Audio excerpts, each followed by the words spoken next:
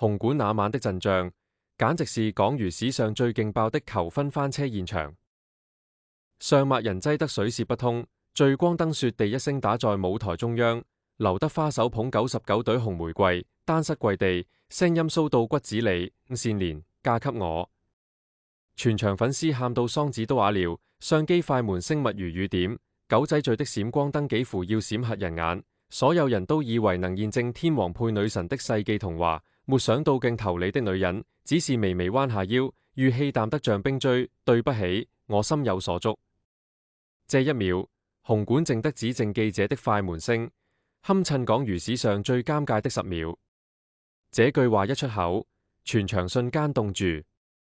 剛才船喊到撕心裂肺的粉絲，個個都傻了眼，歡呼聲戛然而止，零星的掌聲尷尬得讓人想挖地洞逃走。要知道那時候是90年代，劉德華是雜魔級別，全港少女的夢中情人，娛樂圈說一不二的頂流天王。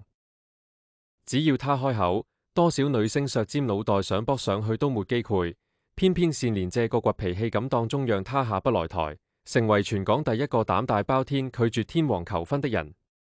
那時候他剛憑半生緣拿了大獎，眉眼間的清冷勁人迷倒了無數人，這一舉直接炸穿港娛頭條，狗仔最連夜重印版面，標題夠犀利，善蓮絕情拒華仔，背後神秘男是誰？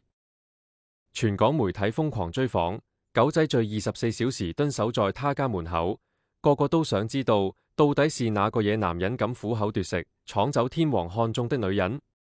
是豪門少爺還是圈內大佬？面對鏡頭追問，善蓮只是輕描淡寫一句：感情不是演戲，沒必要在聚光燈下炫耀。這句話吊足了全港人的胃口整整10年。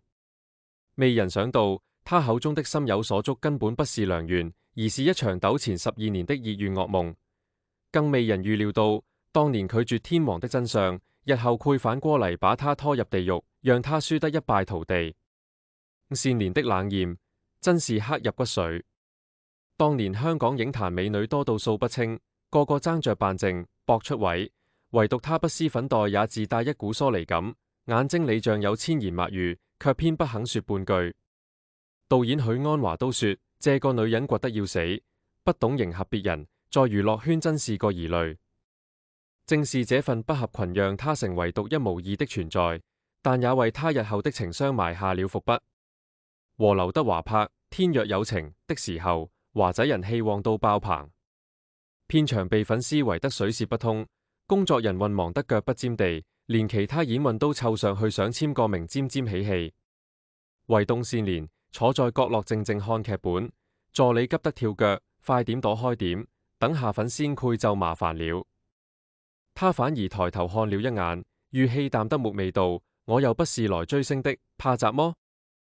華仔聽到也覺得有趣，走過去調侃：那你喜歡雜麼樣的男人？善蓮頭也不抬，繼續喧話劇本：我偶像是黎明。這句話簡直是平地一聲雷。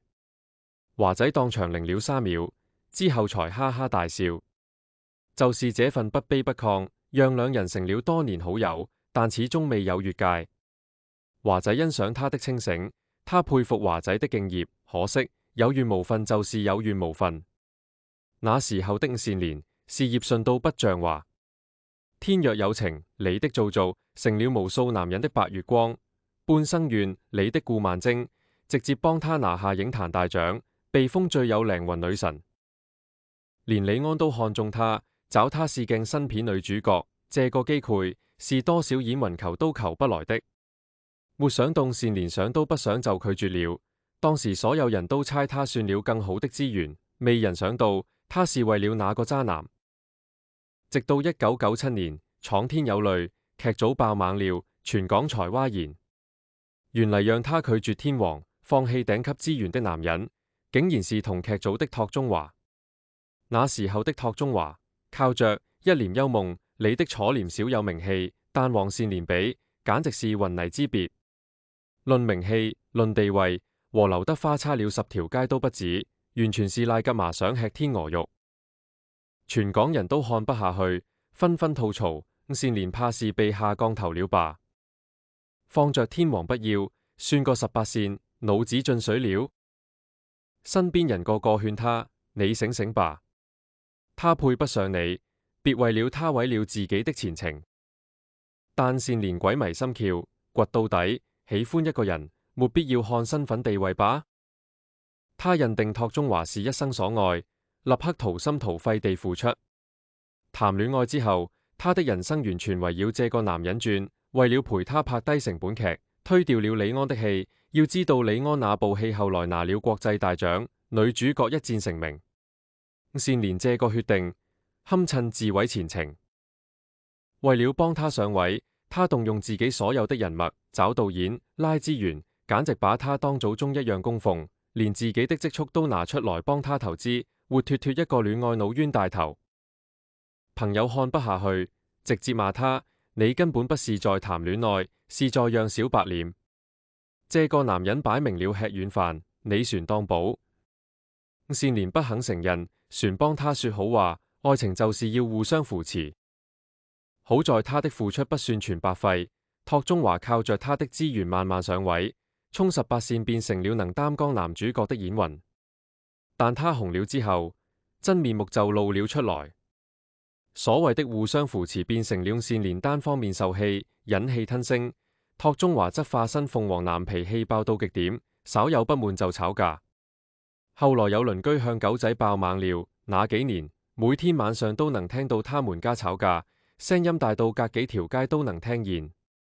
有時候是摔東西的聲音，碗碟台燈碎一地；有時候是男人的咒罵聲，狀話連篇，接着就是善蓮哭到停不下來的聲音。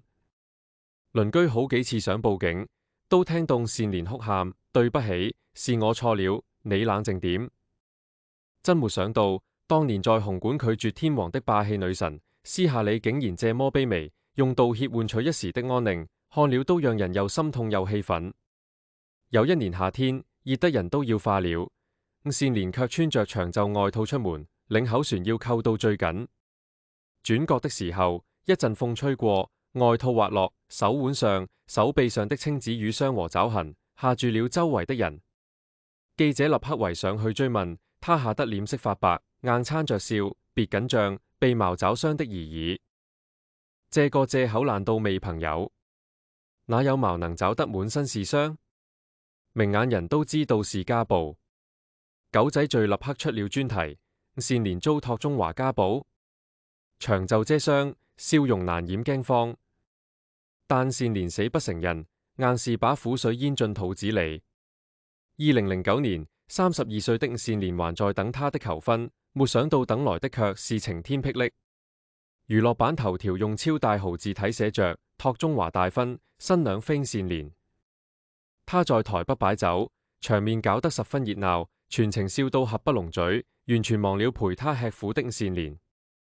然善蓮被記者圍在家門口，所有人都想看他崩潰，但他開門之後，只是面無表情地說了一句：是我做得不夠好，不怪他。這句聖母發言直接被網友罵爆，都被劈腿家暴了，船幫渣男說話真是蠢到極點。這句話讓所有記者都沉默了。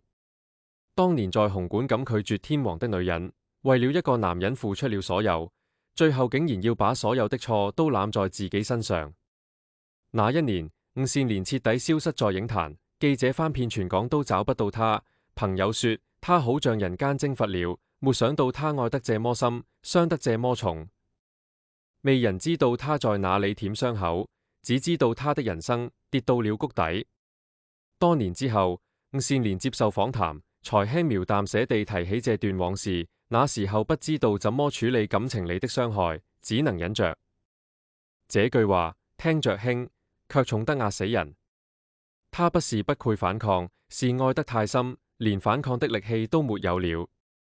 12年的感情，耗盡了他的青春、事業，船給他留下了一輩子都無法愈合的心理陰影。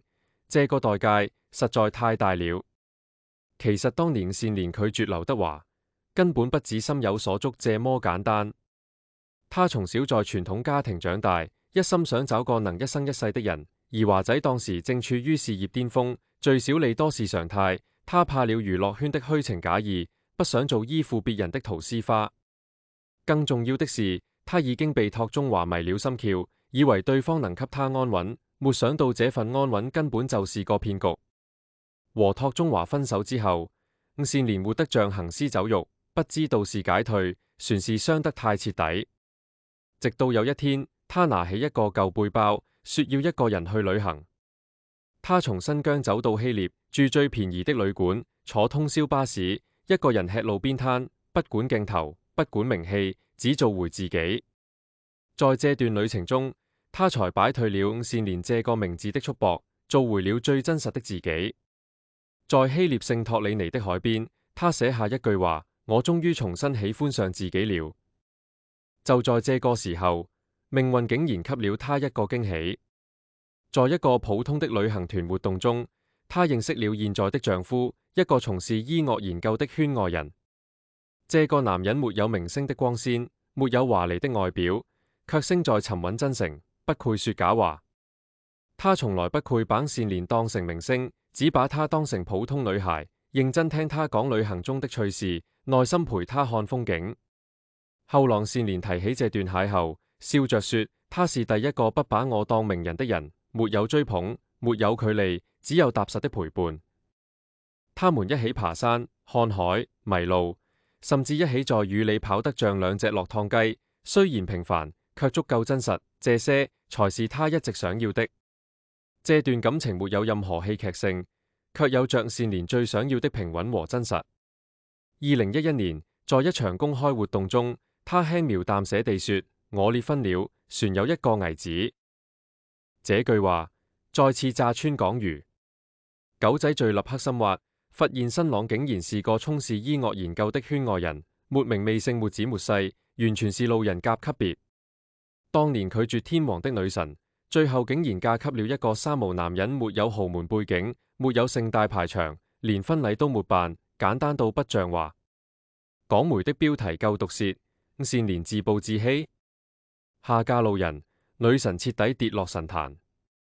媒體立刻大做文章，標題個個刻薄到骨子裏，女神跌落凡塵。善蓮婚後便是井主婦，佢華仔嫁路人，如今菜市場講價慘過普通家庭主婦。但善蓮完全不在意，傳說我只是選擇了自己想過的生活。婚後她徹底退圈，專心照顧孩子，打理家務。有人在菜市場看到他和小販講價，幾毛錢都要撐半天；有人在公園看到他素顏陪兒子放風箏，皮膚暗沉沒光澤；船有人拍到他穿着幾十塊錢的 T 恤，在路邊攤吃15塊一碗的麵，完全沒了明星架子，看了都讓人唏噓。這些照片傳到網上之後，網友們議論紛紛：昔日女神怎麼變成這樣了？看起來好落魄啊！但真正見過他的人都說，他根本不落魄。他卸下了明星的包袱，為孩子笑，為生活算計，活得真實又自在。這種幸福是多少豪門闊太都求不來的。有記者在街頭偶遇他，追問：你不覺得可惜嗎？嫁入豪門就不用這麼辛苦了。善蓮笑着搖頭，現在這樣才是生活啊！不用化妝，不用被跟拍，想去哪裏就去哪裏，多少錢都買不到。他的笑容乾淨又滿足，比鏡頭前的任何樣子都動人。這個時候，他才真正為自己而活。近幾年善蓮的近照偶爾流出，有人感嘆女神老了，但仔細看就知道，她只是不肯染黑白髮而已，身形依舊挺拔，狀態從容。她不怕說自己的年齡，不怕沒有凍齡人設，活得通透又自在。劉德華後來接受採訪，船稱讚他最厲害的地方就是知道自己想要怎麼，不愧隨波逐流，這一點我很欣賞。有人問他和四大天王合作都沒有緋聞，是怎麼做到的？他只說了4個字：志不在此。他進入娛樂圈從來不是為了名利，演戲只是一份工作。比起聚光燈的光芒，他更想要的是安穩和真情，而這些終於在平凡的生活中找到了。說起善蓮的一生，真是比8點檔倫理劇船狗血。放着天王不要，一頭扎進渣男懷抱，被家暴被劈腿，輸得一無所有，放棄了如日中天的事業，甘願做戀愛腦冤大頭，被人笑到顏面盡失，最後卻在平凡中找到幸福，反轉再反轉。他走過地獄，受過重傷，被全網嘲笑眼瞎，但從來沒有被生活打垮。他錯付青春，迷失方向，賠上了事業和名聲，但最後靠自己重新站了起來。這種劇情，連金牌編劇都想不出來，堪稱港娛史上最跌宕起伏的女神逆襲記。有人說她可惜，但她的人生不需要別人嚟定義。她不是跌落凡塵，而是終於活成了自己喜歡的樣子。現在的她不再是紅館的焦點，是超市裏講價的媽媽，是公園裏陪兒子的妻子，是街巷中穿 T 恤也亮眼的自由女人。這種生活才足夠真實。善蓮說過，人生不是贏在起點，而是輸得起，走得出，笑得回來。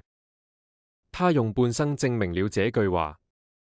拒絕天王不是清高，錯愛12年不是糊塗，選擇平凡是因為她終於明白，能拯救自己的，從來不是別人的承諾，而是自己站起來的勇氣。現在的善蓮已經活成了一束溫柔的光，走過風雨，歷經滄桑，終於在人間煙火中找到了幸福。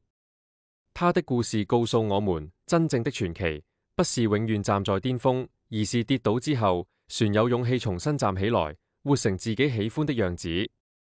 這份精彩才最動人。